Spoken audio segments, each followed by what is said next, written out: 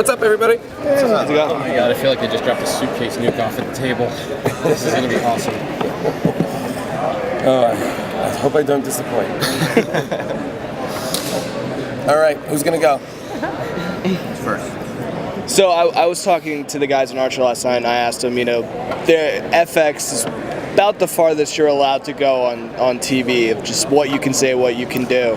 Do you ever feel like the league could benefit from being able to push it a little bit further, or are you happy with how much FX allows you to push it? They allow it pretty, they're very, and so far they're great. And even more, since we moved to FXX, even more stuff has been getting through. I don't know actually what we would, if we were, say, on an HBO or something like that, I don't know what we would benefit except for, I guess, maybe nudity. You know what I mean? Like, we would be able to show nudity. I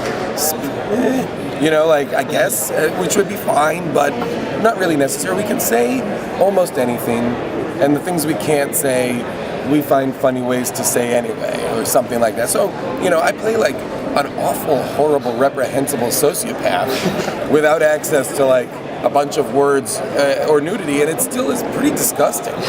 So, so far I think we're in pretty good shape in that department. Yeah. Do you find a lot of freedom being able to operate with that restriction? Because you are constantly coming out with these things that you're just like, I can't believe. Well, I don't censor anything. So I say everything, and they figure out a way to make it work in editing. Some of the stuff doesn't make it in because it's too much. Or sometimes we'll do a scene and then they'll be like, okay, let's do that again. Say what you just said, but take the 3 fucks out. Because we can't put 3 bleeps in because then it's going to bleep the whole thing. So stuff like that. Do you guys get any creative input on what goes into the show? If you have an idea that you think would be really hilarious? Oh yeah, totally. And a lot of the show is improvised. So dialogue-wise, we're always coming up with the lines, and as such, have a lot of input. Like a lot of stuff that gets into the show are bits or ideas or jokes that we ourselves came up with just in the moment on that day. Which is exciting. And then in a more macro way, I get to do like the Seth Rogen episodes. We get to pitch what we want to do, and the Schaefers are incredibly generous, and they're like, "That sounds awesome. Let's do it." The idea that like these people who have this show that's theirs that they created, and they let 2 maniacs hijack it for an episode every year and commit like murders and all this other stuff on a show that's ostensibly about fantasy football is bananas. Yeah, not a lot of showrunners like that. I bet.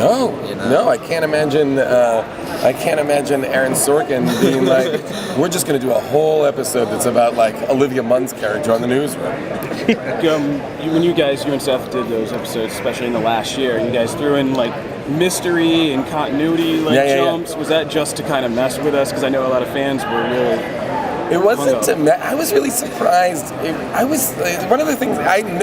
None of it was to mess with anybody. I was really surprised that people didn't understand the timeline. That people were like, "Wait, I thought Rafi was dead," and I was like, "We really have a card there that says 1 year later." So like that death scene happens a year in the future. People could not wrap their minds around that at all, which shocked me. I didn't think that would be controversial in the least. No, I think the only thing we love to do with those episodes is just like have as crazy a departure as possible from what is the general tone and tenor of the league, just to be fun. So what happens when the show gets to that point? It's 1 year It later. already has. Oh, has it? Yeah, 3 weeks ago. Oh. There was a second episode about Rafi and Dirty Randy. Oh. Get it together, bro. Spoiler alert that, or? I was going to ask, now that we got to see kind of the hilarious origin, would you ever like to bring back like normal pre-trauma? Oh, that'd be funny. That'd be funny. I don't think I would. I liked it for what it was. Just a weird little peek into like, oh, whoa, weird, and then we're off and running. Was that the idea of having the whole backstory of Rafi and the family? Was that how much of that was improvised and how much of that was actually written out? Well,